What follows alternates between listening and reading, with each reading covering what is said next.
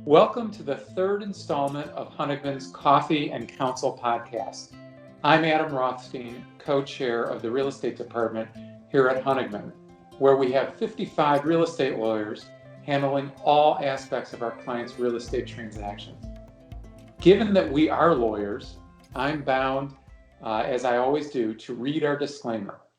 Here goes. This podcast shall not be deemed to be legal advice, should not be relied upon as legal advice, and will not create any attorney-client relationship with any listener and the law firm Honigman, LLP.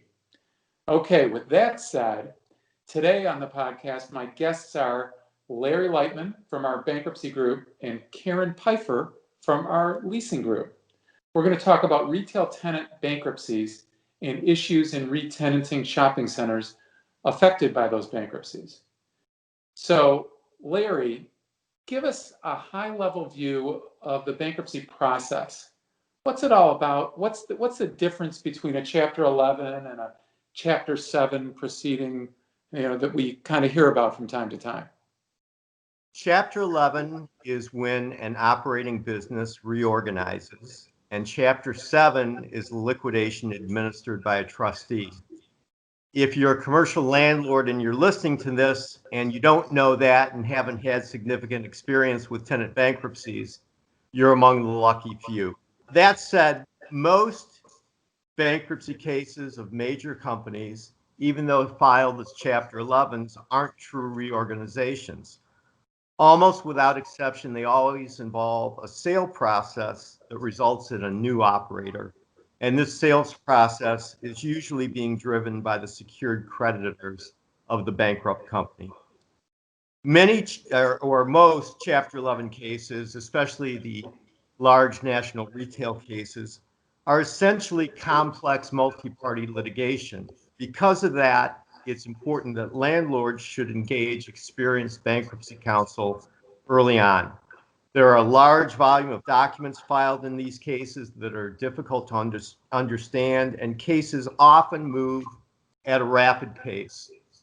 A tenant's bankruptcy filing, for those who don't know, legally enjoins the landlord from trying to collect unpaid pre-bankruptcy filing rents under the lease outside the bankruptcy court, and in all instances, subject to the limitations of bankruptcy law. And while Chapter 11 debtors are supposed to honor and stay current on their post-bankruptcy filing obligations, they don't always do that, at least many times unless they're forced to do so. With respect to leases, unexpired leases are subject to assumption or rejection. That means that bankruptcy law allows a debtor-tenant the option of breaking the lease and limiting the landlord's resulting damage claim. If the lease is assumed, the debtor is legally required to do several things, including paying cure costs, which means the monetary defaults existing under the lease at the time of assumption. The debtor is also obligated to provide adequate assurance of future performance by the tenant or its proposed assignee. But as a practical matter, debtors often try to get landlords to waive cure amounts or otherwise modify the lease, and I know that's something we'll be talking more about. Rather than face vacant space, many landlords are willing to try to negotiate to a lease assumption. This is where it's especially important for a landlord to have competent bankruptcy counsel. There are often disputes about various items and short deadlines for a landlord to object, particularly regarding a debtor's proposed cure amount. And even if your lease provides otherwise, bankruptcy law gives a tenant the ability to assign the lease. Landlords who try to navigate a tenant's bankruptcy case without legal counsel are at substantial risk. Yeah, so Larry, the assignment clause is a key thing in a lease that's always heavily negotiated between sophisticated landlords and sophisticated tenants. So you just said something that's interesting, and anybody listening to this should pay attention to, and that is that the assignment clause can be overridden in a bankruptcy. So in other words, if I get this right, a court could allow a bankrupt tenant to assign the lease to a different user. That's right. Right. Bankruptcy law trumps your lease provision and any applicable state law. Right. Boy, that can be harsh. So, Karen, what does all of this mean that with respect to a guarantee? So, if you have a small tenant and they've guaranteed, the principal's guaranteed the amount on the lease, and then the tenant files for bankruptcy, what happens? First off, thank you, Adam. It's a pleasure to be here today. If the guarantor is collectible, the bankruptcy stay, as it's called, on actions against a bankrupt tenant will not apply to stop the landlord from seeking collection from a guarantor. But with larger national tenants, many times there's no guarantor, or if there is, it's a corporate guarantor, which may be going through the bankruptcy as well. And as such, the bankruptcy stay will apply to any actions against the guarantor, meaning you can't sue them. Right. So, I guess that leaves our landlord clients with not a lot of great answers, right? So, Larry, bricks and mortar retail was already changing a lot pre-COVID, with lots of national retailers having recently filed, the internet kind of interrupting things and changing the industry, most notably Sears, among others. How much has the COVID pandemic moved the needle here? Quite a bit. The Wall Street Journal reported in early August that the number of businesses seeking Chapter 11 protection rose 52% in July year over year, and that Chapter 11 filings in the first 7 months of 2020 rose 30% from a year earlier. Now, not all of these are retail bankruptcy, but bricks and mortar retail has been one of the hardest hit sectors. A number of high-profile national retailers have been forced to file during the pandemic. These include JCPenney, Neiman Marcus, J. Crew, and Brooks Brothers, just to name a few. Yeah. So, Karen, what's happening to all this space that the bankrupt entities had? Well, if the lease is assumed, the tenant will continue to operate, but is likely paying a reduced rent. There is a complete reset going on in the retail world where aggregate rents are dropping on account of the difficulties tenants are encountering. I mean, bankrupt or not, many tenants are paying some form of reduced rent and likely will be for some time. Bricks and mortar tenants were facing decreased sale volumes pre-COVID due to the increase in online shopping. I mean, you just mentioned that. And this has been only exacerbated by the pandemic. And while most retailers have reopened, shopping habits have changed and many shoppers are still hesitant to enter stores. This will no doubt have a wider effect on values of retail properties and serve to depress the market for available space. Now, if the lease is not assumed, the landlord's taken the space back and faced with the challenge of re-tenanting it in a difficult retail climate. Well, there are some retailers whose sales have increased during this pandemic. Think grocery stores, fitness equipment retailers, technology retailers, and home improvement. Most retailers are struggling and looking to decrease their bricks and mortar footprint, not expand it.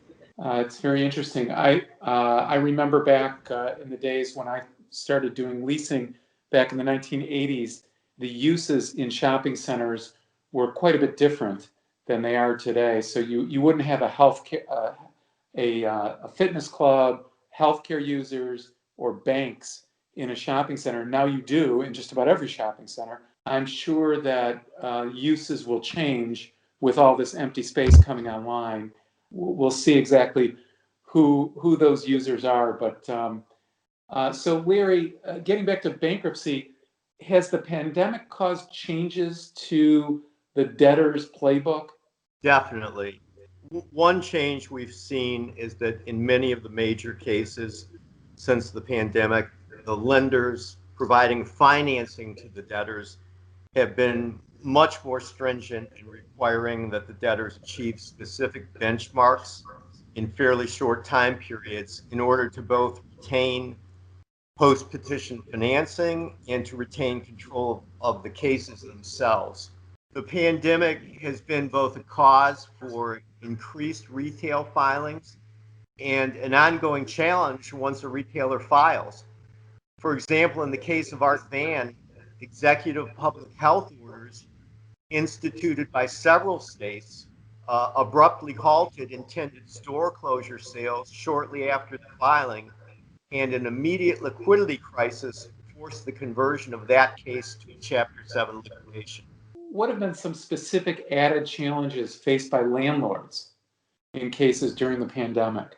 One significant thing is that most major retail debtors that have filed during the pandemic have used the pandemic as cause to get the bankruptcy court to extend the time for the debtor to begin to satisfy its post-petition rent obligations that first arise during the first 60 days of the case. These court-permitted rent deferrals have caused increased risk for the landlords. Pre-COVID, many commercial landlords argued that retail Chapter 11 financed on the backs of the landlords, and that situation has only increased during the pandemic. While landlords are not legally required to do so, the practical reality of agreeing to lease modifications, including compromising or waiving cure costs. And again, cure costs are the outstanding rent and other amounts that are unpaid under the lease, have increasingly become issues to be negotiated as the quid pro quo for a debtor to assume a landlord's lease. And because the debtor's lenders are typically granted super priority administrative expense claims as part of their security for the bankruptcy financing, court-permitted rent deferrals and other concessions that landlords are increasingly being forced to make means that disproportionate risk is arguably being shifted onto landlords in the post-COVID world. Is there any sense of whether, in terms of bankruptcy, Larry, is there any sense of whether the worst is behind us? Well, that's difficult to say, but it doesn't seem so. A new report shows that major national retail chains paid 80% of their July rent, which is the highest amount in months and a COVID high. But this by itself isn't an indication that we've turned a corner. Many retailers are still skipping rent payments, especially in the apparel category, which represents the predominant tenant group in malls. And landlords are experiencing an increased number of lease rejections in bankruptcy cases. Some people have even spoken in terms of a coming tsunami in lease rejections that could result in a glut of vacant retail space. All of the things that we've been discussing have posed challenges for landlords at an unprecedented level. Many commercial landlords are having to confront restructurings with their own lenders. According to Bloomberg, at least one major national mall owner is reportedly preparing its own Chapter 11. So, Karen, have we seen any leasing activity by our landlord clients in terms of so-called backfilling space formerly occupied by some of these bankrupt tenants? Yeah, this is going to be a struggle.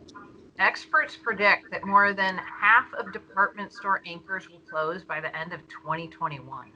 And department stores make up 60% of the anchor space in enclosed malls today.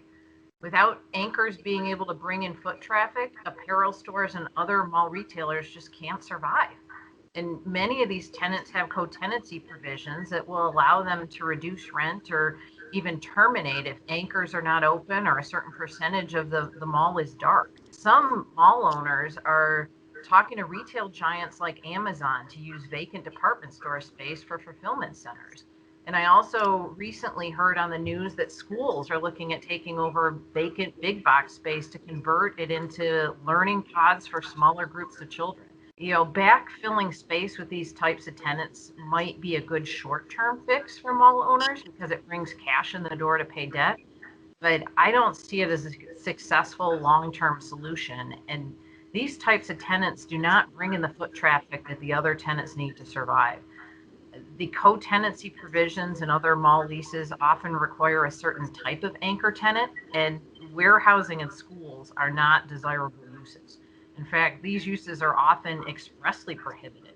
And most malls and shopping centers are encumbered by many multi-party restriction agreements that will make it virtually impossible to permit a warehouse or a school without amending the agreements. And those amendments are going to come at a cost. What are the coming trends you're seeing resulting from the pandemic? One trend I believe is here to stay is curbside pickup. I mean, how convenient is that? And many retailers are now asking for permanent curbside pickup parking spaces. This can also be a headache, however, for landlords, because most landlords are prohibited from granting exclusive or reserved parking to any one tenant.